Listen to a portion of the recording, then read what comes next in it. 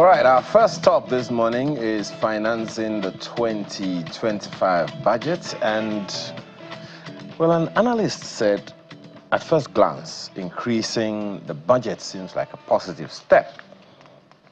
More money for roads, hospitals, and infrastructure. Sounds like a good idea, right? But you got to get the money first. Where is it coming from? Oh. Yes, that's it.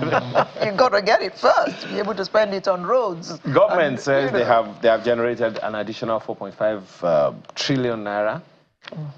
Yet Nigeria still faces a staggering 16 trillion naira deficit. Okay. We have also heard that it means a large portion of the spending will be financed through more borrowing. You know, one of the craziest things that to try to understand for me is economics. I passed it theory WAEC, but that was then. Me, I passed it at A levels. Ah. But I still don't understand all this. 16 trillion. Anyway, there are some people who live and dream it. Two of them are with us here this morning. Olutoyin Ayoade is here with us in the studio. He's Managing Director and CEO, MBS Securities Nigeria. Thank you for joining us today. NBC Securities, my apologies. Thank you so much. Thank you very much. And Charles Iyore also joins us. He's Principal Partner, Dion and Associates Limited. He is at Darrent and Kent. Thank you for your time this morning, Mr. Iyore. Good morning, Ayo. Good morning, Alera. Morning. Mr. Ayade, first of all, it's like what I call a sword right now, beating back and forth. On the one hand, an increased budget means more money for soft and hard infrastructure, more money for capital expenditure, hopefully, and perhaps some other recurrent expenditure. The other end of the knife is, where's it coming from? Your thoughts? Well, it's a good thing that the budget has been increased compared to what we had last year. Last year, the budget was initially 27.5 trillion, which was eventually increased by the National Assembly to 28.08 trillion. However, with the supplementary budget, the final figure came to 35.05 trillion. Now, what we have this year is 54.99 trillion budget, which is supposed to be a 99% increase compared to what we had last year. However, in real terms, what does it actually mean? Last year, the budget in dollar terms, initial budget in dollar terms, was about $38 billion. Okay? But what we have this year is actually $36.6 billion. So you see that while it has doubled in naira terms, it has actually reduced in dollar terms. So what does this really mean, and how effective is it going to be for the economy? For one thing, capital expenditure has been increased this year, about 24 trillion going to capital expenditure. However, the problem with our budget has always been implementation, execution of the strategy. If you look at the budget last year, the evaluation of the budget, the performance evaluation shows that just 43% of the budget for last year was implemented. And out of that, just 25% of the capital expenditure was implemented last year as well, which has prompted the National Assembly to say, hey, we are going to extend the capital projects and expenditure for last year till June 2025 for execution. So in real terms, it's just about the same amount of money that we projected to spend last year. However, you know, in dollar terms, it's actually a bit lower. It's all about the implementation of the budget. If we are able to implement 100% the 24 trillion that we budgeted for capital expenditure, for instance, we are going to make massive one of the questions anybody will want to ask you, Mr. Ayade, is have we even analyzed to see, on the one hand, the implementation, on the other hand, the effect? So we'll call back to that one. Yeah. Mr. Yore, first of all, let me get your initial thoughts. On the budget? Yes, on the whole, the fact that the budget financing for 2025, on the one hand, there's been an increase. On the other hand, where is it going to come from? Thank you. I'd like to also join you in commiserations to Ayo Dibanjo, a man who never sat on the fence and always took positions, whether you agreed with him or not. May his soul rest in peace. And may more Nigerians continue to say their positions rather than sit on the fence. Now, budget is a very complex issue because it's a development instrument of governments. And the first thing we need to realize is that budgets can fail. And so let's look at budget failing in England. We talk about the mini budget that failed, in which had a lot of crisis, we went into a recession. You ask yourself, is it the actual difficulty of executing the budget that took place, or was it the fault of the initial assumptions? People believe it was the fault of initial assumptions, where you now talk about the ratios of analysis, in the sense that how much money was spent on the aged and infirm, how much money was spent on training the workforce so they are more skilled and they are competitive, and how much money was spent on taking care of children who will replace the workforce. Now, if you don't get that right and you come up with a large figure for your defense budget, it becomes difficult for you to set tax ratios and tax rates. And it begins to tell you that maybe you do not understand the concept of money as impetus for growth. Now, what we see in the budget over time is that each ministry, department, agency has what they call surpluses. We're not a business. Government is not a business. But those surpluses are there, and yet the services are not delivered. And very often, those surpluses are converted to personal use. Now, not only are those surpluses converted to personal use, the financial system does not detect them when they come in. Now, those are the challenges. And until you get those right, the ratios, the first initial ratio, and the other ratios come into play, it will mean that you're on a hiding to nothing, which is why Alero and you are asking what really is economics. Economics is life and how you apply resources to do it. We must go back to those basic analysis. Again, we must also realize that what is taking place over time and destruction is taking a while. And so those who are trying to make sure to come back to conventional use of tools should be applauded. But like I said, they must now remove all of those internal competitions into progressive work and collaborative action. That, I would say, is my overview of what we should look for and how to look for them. Thank you. Mr. Ayade, let me just ask you something which may sound stupid. We have a deficit of 16 trillion. Last year, I think we had a deficit of, I think it was 13 trillion. Is there any benefit in having a deficit budgeting system? Well, deficit budgeting means that you are able to get the funds today to execute projects that are long-term projects that would otherwise have taken you more time to get the revenues to implement. So it's not a bad thing in itself. Okay. It depends on what the funds that are raised from borrowing sources are used for. If they are used for projects long-term and will benefit the economy, then it's all well and good. However, we also need to think about the effect of more borrowing on the budget as well. Our borrowing is increasing, and you want to, our borrowing is about 40% of our GDP at the moment. So you want to ask yourself that, when are we going to pay back this? When are we going to pay back this money we are borrowing?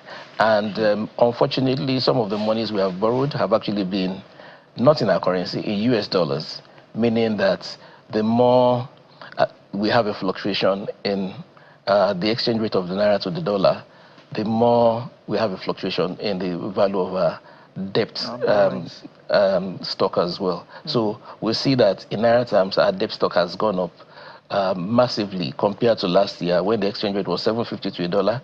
And this year, when the exchange rate is projected to come down to 1,500 naira to a dollar. One of the things that I wanted to find out from you the other time is, it's one thing to have good budget implementation. How do we measure impact? I don't think Nigerians have a problem with how much is spent or budgeted or whatever. I think the more problem we have is, where is the money? What's the effect? You know how long, the people. Exactly. You know how long it took us, year after year of budgeting for it, to complete the Lagos-Ibadan Expressway rehabilitation. You know how long it took us as a nation to finish the second Niger Bridge. You know how much was budgeted for the Abuja-Kaduna Road, and I don't know how far it has gone right now. So I think the challenge Nigerians will be wondering is, do we even measure impact? On the one hand, you've asked for money last year, we gave you the money. Now you've come back again to ask for money without the National Assembly asking, how did you spend the one of last year? So what's your take on that? Okay, if you look at it in terms of economic analysis, you have the development economists will look at the Human Development Index and see how this is affected by the amount of money you actually invest in training people, such as education and all that. But you know, investing in infrastructure, like you mentioned, the infrastructures that you mentioned, the roads that you mentioned, actually have a direct impact on the economy. If you have more roads, for instance, it means that travel time is reduced. You have better roads, travel time is reduced. It also means that time wasted is reduced. People have more productive time. People have more productive time to carry out productive activities. Also, you find out that the farmers, for instance, are able to get their products to the market faster as well, meaning that you have a lower percentage of perished goods, you know. And of course, for industries that are in those areas where you have new roads, you see that they are also able to bring their goods to the market very fast, and also they spend less on maintenance of whatever transportation they use to bring their goods to the market. So it actually has a direct effect on the GDP.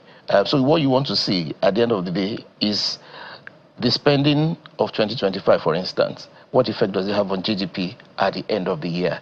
And of course, through the economic mechanism, you see that the benefits actually spread around, as long as government is consistent in following through these policies of infrastructural development. Well, I'm sorry, you haven't answered my question quite really. How do we measure impact? Because it doesn't seem like we measure impact. For instance, the Ministry of Power will come and say, we need X amount of money.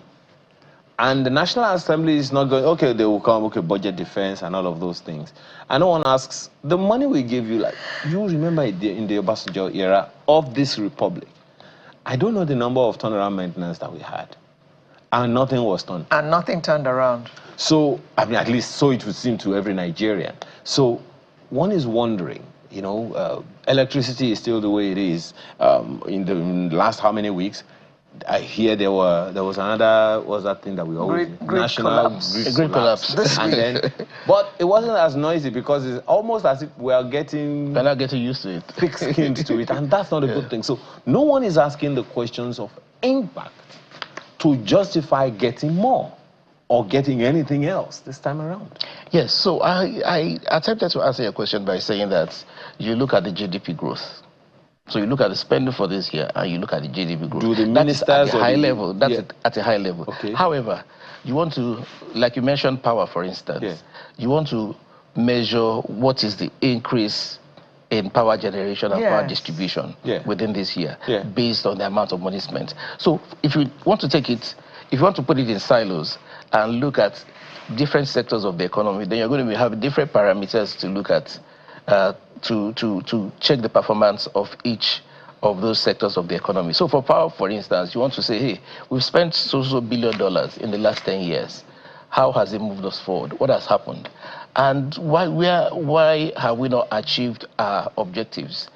Are there leakages? Where are the leakages coming from? These will actually involve extensive analysis to see the actual performance based on the amount spent. You know, in finance, you would look at the payback period, for instance, or the return on a particular investment, if you are looking at it from the finance world. But you know, in economic analysis, you want to see the benefits, the economic value added to this sector, or the economic value generated in this sector as a result of this spending. So you probably have to look at it sector by sector, using different parameters to measure the performance of the sectors. Mr. Ayade, following from his question, or should I say, broadening his question, every year in the last 20 years, or forever, every year, huge amounts of money have been budgeted for power, and power has not improved by 1 megawatt. Who is checking on that before approving the budget for the next year and the next year and the next year? Because the demands come every year, and we assume that the monies go out, but we do not see any result for it. Yes. One of the things that we need to realize is that money is budgeted for whatever project, or for whichever sector, includes both maintenance and development of new projects. So you want to look at the number of projects that have been budgeted for development within this period, and you want to look at what is being spent on maintenance. You know, one of the problems that we've had in the past in our budget is that we find out that a very significant part of our budget is spent on recurring expenditure rather than on capital expenditure. So you need to look at what is spent in this sector as well, and see how much is spent on recurring expenditure. You know, we spoke earlier about recurrent grid collapses. It's actually expensive bringing it up each time the grid collapses. It's actually some millions of dollars to bring it up. Miscellaneous expenses. Yes. You know, so we spend a lot on maintenance, because a lot of the equipment we have as well in these sectors are actually dated. Obsolete. They're obsolete. So you spend a lot more to maintain them than the investments we see in the in new projects. You know, now talking about the power sector, you see that there are different sections of the power sector. There is a generation, there is a distribution, and there is a transmission in the middle. You see that the generation has been privatized, distribution has been privatized as well. But transmission, government is holding on to that. And you know that whatever business government gets involved in, a lot of inefficiencies come into it. So if we can privatize transmission as well, we'll see more efficiency in that sector. Okay. Mr. Yore, in tackling the issue of our budget, the issue of inflation also comes in. We're almost at 35% inflation now. How much of that has been factored into the budget? Because inflation has been going up and up in the last year. Thank you very much, Alero. But I will also, first of all, answer Ayo's question. What is the impact of the budget? Now, one word will answer that. We have an elite perfidy, which we are struggling very hard to make sure that our cities, in some form of isomorphic mimicry, try to picture what's in Paris and France and elsewhere. Whereas the countryside, which is where all the food and opportunities are still living under medieval conditions. So impact cannot be a measure of what the elites like. So that's the first one. And one of my, I call him my friend, is the Busingye Johnson, who is the Rwandan ambassador to High Commissioner to England, was telling me, Charles, you would keep talking and saying a lot of big words and everything. Every time I go back to the village, people are still climbing trees and plucking mangoes. And that must be that our budgeting has no purpose. Like I told you in the beginning, when I first made introduction, government excesses are called surpluses. They should not be there if the services are not properly entered. And when those surpluses are converted into personal use, you're really only hiding to nothing. Now, when there's too much money in the system, you have inflation, which is why inflation is being like that. Now, when you then anchor the money you put into the system, because money really is supposed to be an impetus for productivity. In those days, they used cowries and manila to reward people for performing and producing products. What we have done over time is that we do not understand the concept as impetus for production. It has become a mere, bookkeeping analysis. Now, that's the challenge I have. Again, administrative systems have not been used to create wealth. Can anybody please tell me why we cannot produce enough eggs in all of the local governments to take care of our people? A simple challenge. That won't take more than 6 months at the most. And you see how those things properly produced will begin to moderate prices, which will take down inflation. But like I said, we should not sit down and look at it from the perspective of criticism. Is that, like I told you from the very beginning, when the basis, the ratio analysis, and that you use to allocate resources in the budget are not right, no matter how you try to do it, it's never going to be right. England got into trouble and kicked out the prime minister in 45 days. We don't have to kick anybody out now because there's some measure of courage going on, but we have to be certain about what purpose we want to achieve. So that's why there's inflation. Fully implemented budget, surpluses converted into private use, too much money for a few goods that are not produced. Thank you. So, but on that same issue, you wanted to quickly respond to that? Oh, okay. On that same issue, Mr. Ayore, recently the president instructed that every minister should go out and start giving their accounts to the people. So if we are having, as you said, poorly implemented budgets, do we hold the ministers? Do we hold the president? What kind of questions do you think Nigerians should be asking? And what are the kind of responses that you think we should be expecting to justify whatever? Because from what we hear from the National Assembly, the 2024 budget is still being implemented. Well, you should ask questions about the budget to the extent that it affects you. So you're right. And no matter how you do it, whether you're screaming or shouting or carrying placards, that's the way you should react, basically. But what I'm trying to do, because you said, Alero, and you said, you read economics, but it seems that what you're seeing now is voodoo economics, because you cannot link any actions to results.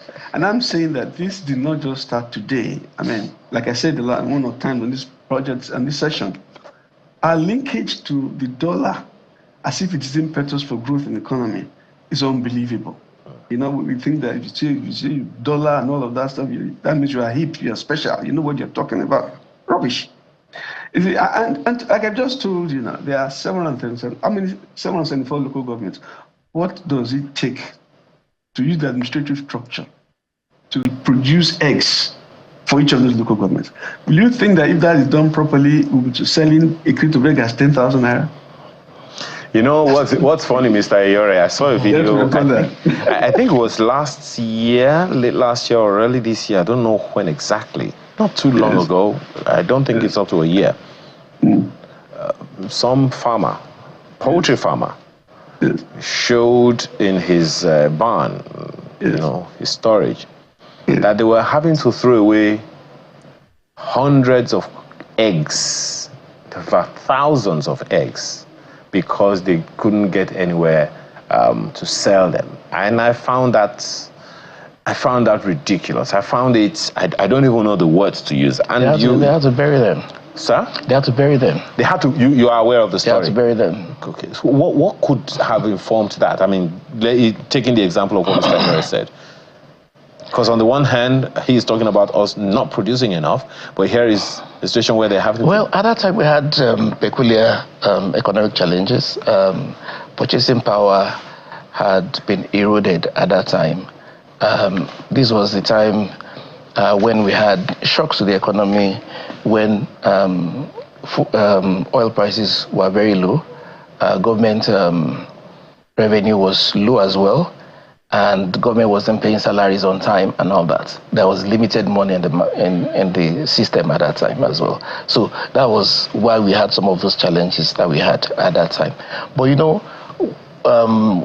we should not get overexcited about the size of the budget that we have for this year, because if you do a comparative analysis with another country, like the US, for instance, which is, of course, a tier 1 country, their budget for 2025, is $5.5 trillion. Our budget is $36.6 billion. On defense, they are spending $900 billion this year. We are spending $4 billion, $4.3 billion or thereabouts. So you see that, and they have a population of 340 million people. We have a population of 230 million people. Okay, so if you want to use them as a yardstick and see how much they're supposed to be spending, they were supposed to be spending 10 times. Why would we use US as a yardstick? I mean, going by what Mr. Ayore said, why should we be benchmarking? In fact, that's one of the issues that I think he's raising. Why should we be benchmarking against the dollar? Well, we benchmark against the dollar because the entire world does that.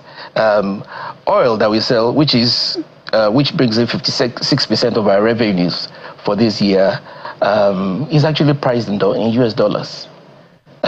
So if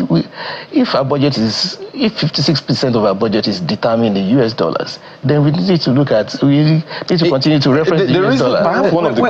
But maybe we need to be comparing ourselves to lower countries closer to us. You know, not first tier. Yes. Maybe middle tier. No, but South Africa, for instance. Comparing to first tier gives you a very good picture of what is going on. You see, and it makes you feel very nice too. You know that you are very far from the mark. You are very far. You don't want to compare yourself. Which is discouraging. Which is discouraging. Yes. But I mean, that means that you need to think outside the box as well, and you need to come up with more relevant economic policies that will take your country out of the situation it is in, and in the next 20 years take you to first tier. I'll go back to what Mr. Are we on that road?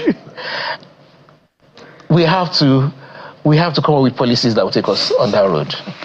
One of the things that I would say about that is that there is, if you look at the global economy, the trend of economic management is shifting from focusing on the income statement of countries to focusing on their balance sheet. Countries are now financializing and securitizing their assets. You saw the other day, Saudi Aramco was able to raise $28 billion by listing, the Saudi government, was able to raise $28 billion just by listing Saudi Aramco on the exchange. We haven't tried to do that in Nigeria.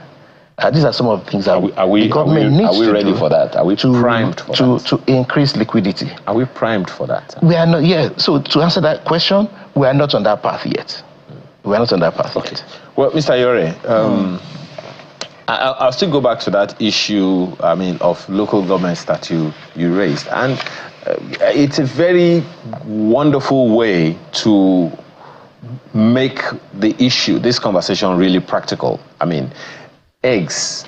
I remember speaking to a respected cleric recently, and one of the major questions she asked over and over again is, where do children get eggs to eat? And for a mother to be asking that question, it raised something in my mind. I don't even know if many people are thinking in that direction as well. So, seeing that local government administrations themselves now have some oomph, so to speak, from the federal government through the Supreme Court ruling, and the states themselves always have their own budgets from time to time, do you think we sometimes focus too much on the federal government and kind of cut the state government and local government administrations a little too much slack? So the eyes are not on them, the focus is not on them, the microscope is not on their issues. So we don't even know how to call them, when and how to call them to account to ensure developmental impact of the resources they get?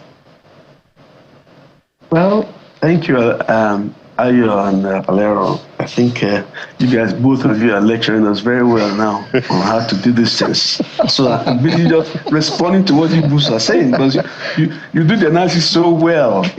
Now, what can I tell you for a second? Let's go back to the eggs and the act to bury the eggs. What it means basically is that we don't have centers of food aggregation. Because if we had proper centers of food aggregation that have central tendencies, and then the fulfillment of contracts take place from there, it's unlikely that you can have this level of waste. Now, there are about 10 centers of central tendency in the country, and those are enough for you to begin to aggregate food and distribute them. And the last analysis I did, I think when Nalama was minister, was that there are about 10 of such centers where you can begin to aggregate food and drugs and everything, and then distribute from there. And I can't tell him what I said then. Kano is one. Maiduguri is another. Jos is a third. Kaduna is a fourth. Abuja is a fifth. And when you come down south, clearly Lagos is there. Ibadan is there. Port Harcourt is there. Aba is there. And Onitsha is there. They've already established themselves as centers of aggregation. Already. Because if you want to buy drugs, anything, you go to Port Harcourt or you go to Onitsha. So what we're doing basically is that the administrative structures we have, which can actually create wealth, are not being properly applied. So it's not just about, budget is not just about numbers. It's about ensuring that all the resources that you have are in play. In fact, a certain legislation saying every child deserves an egg every day can significantly increase the amount of eggs that are in production and how they are used. And when you begin these protocols, basic protocols, your influence in the sub-region will automatically expand. It doesn't require 20 years. It doesn't require 5 years. In fact, in my view, interestingly, it's 18 months. Yeah, interestingly, Mr. Yore, it's something we've been talking about in the country. I'm quite passionate about it, and I'm looking forward to how it will be eventually fully executed.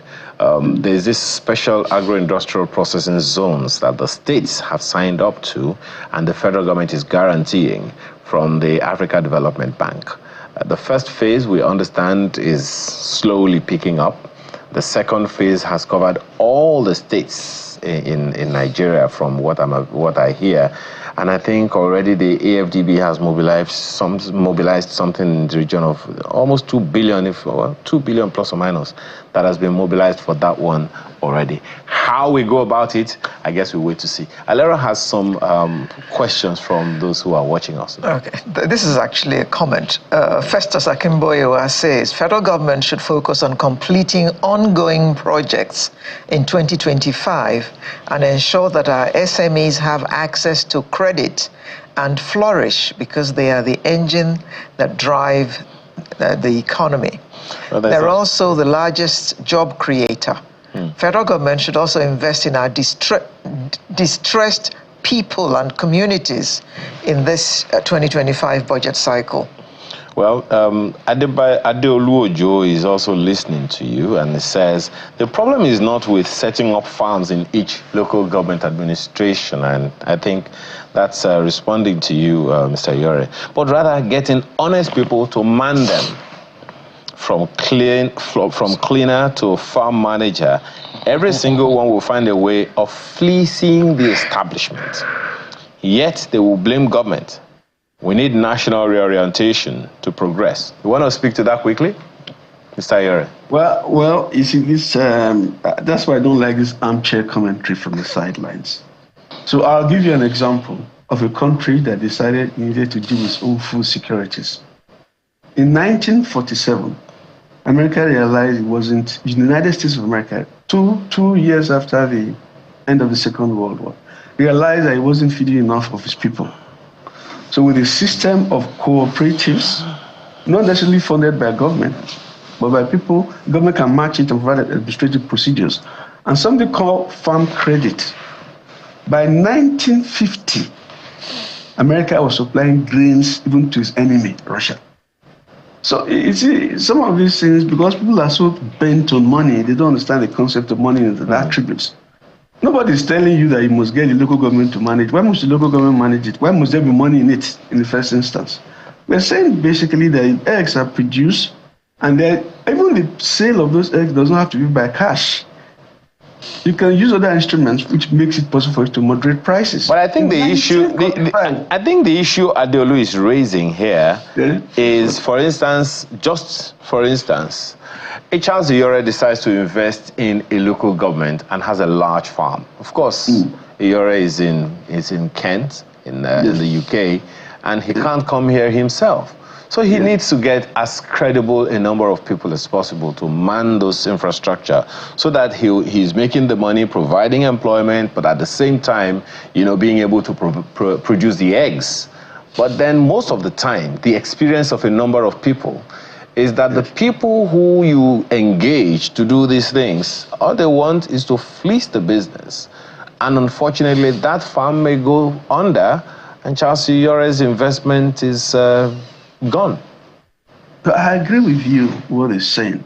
All I don't agree with is the fact that Nigerians are otherwise a very corrupt lot. That's not true. Now, let me tell you, if it's important that I tell you that. In all of those places, I didn't talk about just local government. You set up what are called, not merchant acceptances, boards of trade, for example, and they're all cooperatives. The cooperatives themselves is by the money they put together themselves. America is supposed to be a capitalist country. Do you know that they have more cooperatives than even Russia? We people themselves put the act together and create a value chain out of it. If you are in a system in which the resources are applied and the other books are properly defined, the opportunity for those kind of fleecing and theft will not exist. We're wiped out. So what I'm saying basically is that we have not taken time to first of all accept that not every Nigerian is a thief, and not every Nigerian is dishonest, and not every Nigerian is about to run you down, although that's what it indicates right now. What you need to do basically is to ensure that the processes for ensuring that that is a thief, for example, they say every bank manager is a thief. So if every bank manager is a thief and you all do everything in Greco, how can you penetrate the bank, bank the unbanked? So some of these questions, in my view, are a bit, I don't want to use any words that are okay, well, Mr. Ayode. I called it earlier on, I said elite perfidy. Okay. We'll Google that. Mr. Ayode, yeah, you have any comments on that? Well, just to corroborate what Mr. Iyore said, a lot of things can actually be achieved within a short period of time if we are dedicated to it. And I'll just give an example of Ghana in the 70s when Jerry Rawlings took over governance in Ghana. Ghana was almost bankrupt at that time. And one of the things he did was to turn Ghana within a period of 1 year into a corn exporting country. How did they go about it? They supplied agricultural implements to all the citizens. You want to plant, wherever you want to plant corn, just go and plant corn anywhere. Give them cutlasses and hoes, and give them the seeds to plant. And in 1 year, Ghana had become a net exporter of grains, a net exporter of corn. So a few things, there are some low-hanging fruits that can actually be achieved in the agricultural sector. Perhaps the issue then will be the motivation, the motivation or... Yes, motivation and execution as well. Okay. Well, this one is from Pastor Law Afacross, and I'll throw it at you. It says, unfortunately, the 2025 budget will majorly come from massive borrowings and overtaxing Nigerians. The government has made this economy a money-driven economy where there's plenty of money in circulation without value. What's your response to him? Well, I would say that what the government needs is to focus on execution of the budget. If the government can actually execute 24 trillion of capital projects like they plan to in 2025, well, we'll see a difference in the economy. The borrowing is something that needs to be managed as well. However, you see that if you go around the world, you see that a lot of countries actually have deficit budgets. Even the US has deficit budgets, and they've been having deficit budgets for years. The most important thing, like I said earlier, is the usage of those funds, basically the execution of the budget to achieve the objectives that the budget was set to achieve. I asked a question of Mr. Ayore earlier about our focus on what the federal government is doing, and in my opinion, we've only helped the federal government to get so much better at whatever it needs to do, leaving the states in the dust. And so the states also have budgets, whether or not and local governments as well. Exactly. Well, whether or not they increase their own budgets, they are not. Those issues are not making news as seriously, as quickly, and as strongly as that of the federal government. Are we cutting the states some slack? Yes, I think that we've been cutting the states and local governments too much slack. I think that now that the local governments actually have their funds being remitted to them by through FAC directly, citizens can hold the local governments accountable for primary health care, for primary education, for the roads within the area that they're supposed to maintain, the roads they're supposed to build and all that. Citizens can take the local government administration responsible for these things. Also note that the local government officials do not have any immunity. So it's easier for you to deal with them than to deal with state governors or the president. Mm-hmm. So citizens need to understand that and start putting pressure on them and say, hey, we need this, you haven't done it. Okay. We need this, you haven't done it. You've led me to the question that I've been yearning to ask Mr. Ayore earlier. So Mr. Ayore, here is the question. How strongly does politics affect our budgeting, our finances? How much, I don't know if I'm communicating that question well enough. How much do you think politics or politicking affects our economy, affects our spending, influence the things we do as a nation, particularly in terms of developmental economics? Thank you very much, Ayo. I've been asking this question for a very, very long time. And I've been in many rooms because they see me not as a key politician, although I support political system. And what they always tell me is that politics.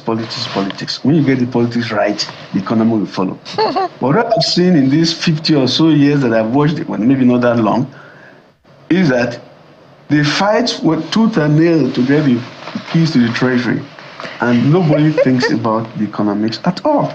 Because if anybody was thinking about the economy, with the energy they use for the politics, we will not be where we are. We will not have large suites of countryside, completely living in medieval conditions, and always trying to show that we live like New York and America, some measure of isomorphic mimicry, which is a shame. So politics in Nigeria is really our problem because we don't understand the concept of politics.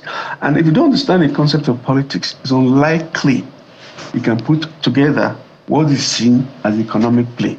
Now, some people in the system are trying to say, listen to me, let's go back to conventional systems of running the system. But one person alone cannot go back to conventional system.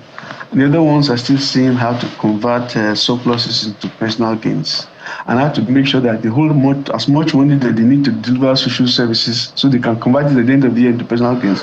And the treasury stands idly by. And politics has taken us a stranglehold. We politic from day one to day two and all through the period when we're supposed to be executing project. That's my view, but who am I? I'm just a bystander. I'm a non-looker. We have a message here from Professor Enakena, and he says, to ensure the budget delivers tangible benefits, prioritizing key sectors such as education, healthcare, infrastructure, and social welfare is essential. Each of these areas plays a crucial role in fostering an environment where citizens can thrive and investment in them can yield long-term economic benefits. First or second, okay. Yes, I agree. I've been talking about the implementation of the budget. It's all about execution. execute the budget the way it has been presented, and we'll see a difference next year. If the government continues in that trajectory, then over a 4-year period, we should see a lot of progress. Is that our tradition?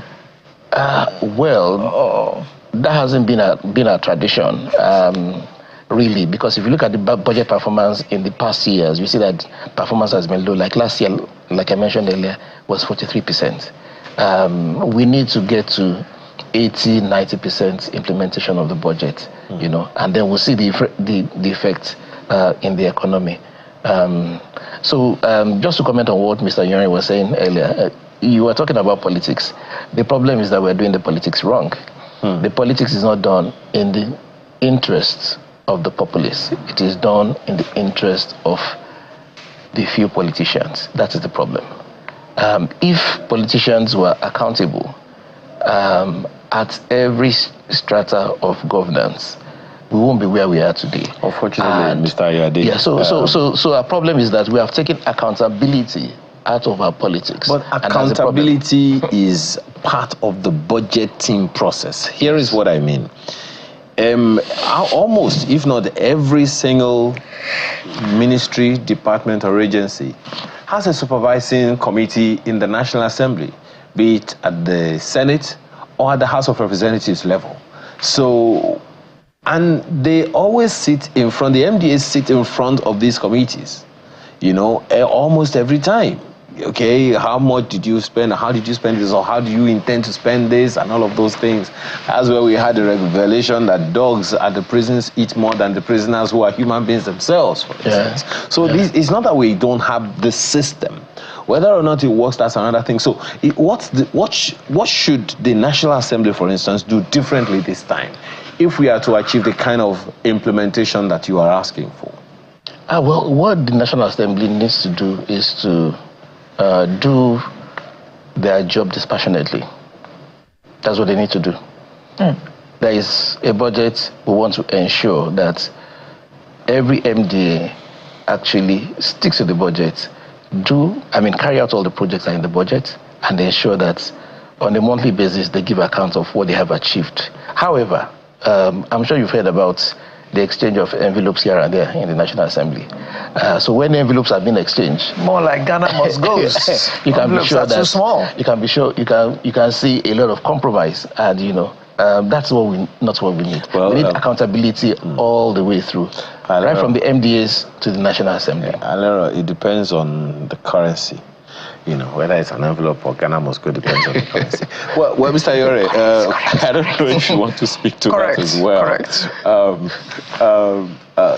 The politics of it again, because we really cannot divorce our budgeting from politics, from politicking, because it is politicians in office that are going to vet, you know, whether or not who gets what. Do you think they're asking the right questions, or do you think there's too much sentiments of the politicians in the jobs that they have to do? Well, I'd like to answer the question, but I don't know if I'm in the right position to answer it. And but the bit I'll add before getting there is that I saw a situation, a program, I think it was in your program or Arise, where the bank said that if the central bank charges them a lot of money and interest rate and all of that stuff, they will just simply pass it on to the customer. Now, I asked Mr. Ayode here, is the capital market a competitive alternative source of capital so that there's competition? Banks don't just do what they like. Because if the capital market is only shadowing the money market and not providing resources that can become competitive, and also to monitor how those transactions are taken into play, then we're hiding to nothing. I remember in 2008, I think we were doing international roadshows then. And I said, maybe we should now start doing local roadshows to the local governments, so they understand the meaning of municipal bonds and stuff like that at the level of the local government. I had a small chat with the governor of the Reserve Bank of South Africa. And I told him straight then that he and me, all of us were educated at the problems of Africa. Because we constantly do everything to manage our city centers, Johannesburg, South Africa, Cairo, and the rest of it.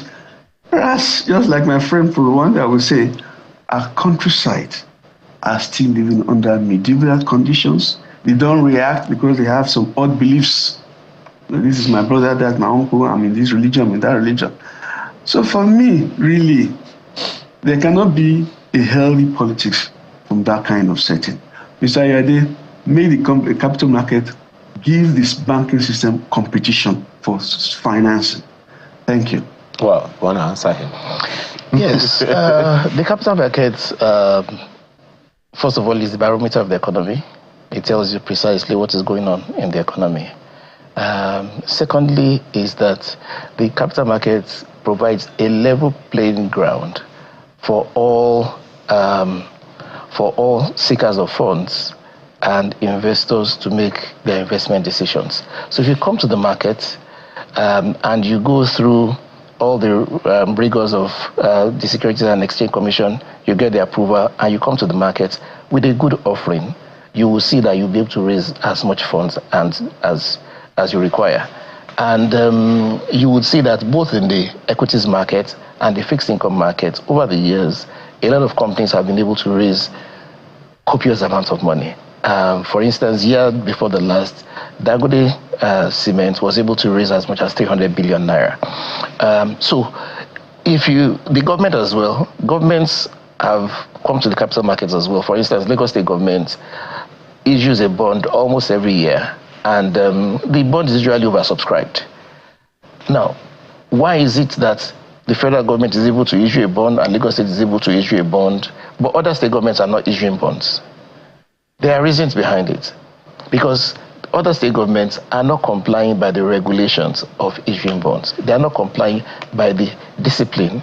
For instance, if you want to issue a bond, you must comply with the PENCOM regulations, in which case you must have been up to date in the payment of your staff contributions to the PFAs that are managing your pensions.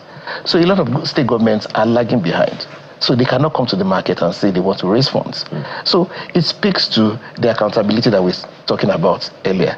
The truth is, if you come to the market with a good offering, you can always raise capital, both locally and international markets. Nigeria goes to the international markets to borrow, and we're able to raise, in most cases, more than what we even put out there. Our offerings are usually oversubscribed. So it means that there are funds out there that are looking for investment opportunities. Now, talking about external funds, international funding for projects in Nigeria, one of the things that will be considered is stable exchange rate. Our exchange rate has not been stable. This is one of the things that the monetary authorities, yes, it's possible. Okay. And you see that in the last 1 month or thereabouts, we've seen some stability in the exchange rate between 1550 and 1600 to a dollar. If we can maintain stability, then you see that a lot of foreign funds, foreign investments will come into Nigeria via foreign portfolio investments and foreign direct investments as well. So it's a matter of you being clear about what you want, you abiding by the rules, satisfying all the conditions of issuance of any security that you're bringing to the market. Make a good pitch to the market. Show them that they will get good returns on their investments, and you will see people queuing behind you. Mr. Ayade, in parentheses, you've spoken about foreign direct investments and stuff like that. But this is the same economy in which we see many of those who are already in running out. Yes. And they must have cogent reasons for running out. Yes. So if those who want to come in see that people are running out, will they be in a hurry to come in? Yes, there are a number of factors behind that. Number one is security. Security generally, as a security around the country. Secondly is the security of their investments. If you bring an investment into Nigeria, you expect to make some returns. Can you take out your money? This was a problem that the airlines had over a number of years. Yes. And it took CBN a couple of years to resolve the backlog of foreign exchange requests by the airlines. So we need to beef up our USD liquidity as well. We need to beef up our external reserves. And in managing our external reserves, we can learn from countries like Saudi Arabia and China. these countries go to the extreme to manage their external reserves to the extent that they actually borrow sometimes to shore up their external reserves and ensure that they can protect the value of their currency. Mr. Yori, and I know that Mr. Ayade will also speak to this. If you were to advise or to, I don't know, if you were to speak to Nigerians, because we all know to a large extent the trust quotient is greatly depleted. So if you are to speak to Nigerians, to make an appeal, to speak and offer some kind of confidence to Nigerians, particularly in terms of confidence, trust, so that at least we can have enough support to the people. What would be your word to Nigerians now to support, to at least have some kind of hope in the process? Because over the years, budgets have increased over the years, and they increase in trillions, not just in billions. So governments always ask for trust. What would be your counsel? What would you be telling Nigerians? Well, I will be telling Nigerians to look into their history. You know that the city hall that you see there, which is perhaps the greatest city hall in anywhere in Nigeria, was funded by issues of securities. Fashion Row was secretary, and a lot of guys did that. Now, how many city halls have you seen built? Maybe Makpo was in a different age that are like city hall, the local government council. What I would say, especially to the capital market, is that the idea that the local governments are now going to have direct allocation opens up a big opportunity for them to look at structures of municipal bonds, to be able to put documents to the National Assembly on how local assets should be created, and whether the local government can do any deficit financing of their projects or not. And as to whether in the primary schools, when we were young, there were school inspectors to make sure that no matter whether it's a private school or a public school, there are basic standards. Because if you haven't got those basic standards, you cannot produce a new workforce. So I'll put it back again to Mr. Ayode. You guys need to get together again in the capital market. Okay. Bring back the courage that allowed Abeokuta to borrow money for the water, I think it was in 1903 or 1918. In 5 years, it was paid back. So look into your history and ask yourself, why was the Benin Empire the way it was? Why was the Oyo Empire the way it was? Because you understood the concept of money and reward for hard work. They were not even using fiat money. They were using cowries and Manila. Well, you know, you see now that you are the one that is educating us. But Mr. Ayade, you want to respond in 30 seconds? We are out of time. Yes, I'll say first of all to Nigerians, I'll say take the local governments accountable, make them accountable for the funds that they receive directly from FAC. And I'll just pick up Mr. Yoren's challenge to us investment bankers. It's part of our job to guide the local governments as well on how to come to the markets. One of the things that we do in MBC Securities Limited is that we actually support public finance. So it's our job as investment bankers, and I'm saying this to all my colleagues as well, that we need to go to the local governments, see how we can help them to get their funding right. If they have projects that they want to bring to the market, we'll be glad to bring it to the market. Okay. Thank you very much. It also goes back to the same question I asked. But you said we have to first of all get our politics right. Don't let me start another conversation on that one. You have a response to it? Yes, not a response, a comment based on what Mr. Yore had said earlier. The problem is not with setting up farms in each local government area, but rather getting honest people to man them. From cleaner to farm manager, every single one will find a way of fleecing the establishment, yet they will blame government. We need national reorientation to progress. Yes, we just have to take that second time. Thank you so much for your time here this morning. Olutoyin Ayade is Managing Director and CEO, MBC Securities Limited. Thank you very much. It's my pleasure. As well as Mr. Charles Iyore, Principal Partner, Dion and Associates Limited from Dartmouth in Kent, UK. Thank you so much for your time today. Thank you, Alero and Aya, for the education. Okay then, so more education after this break.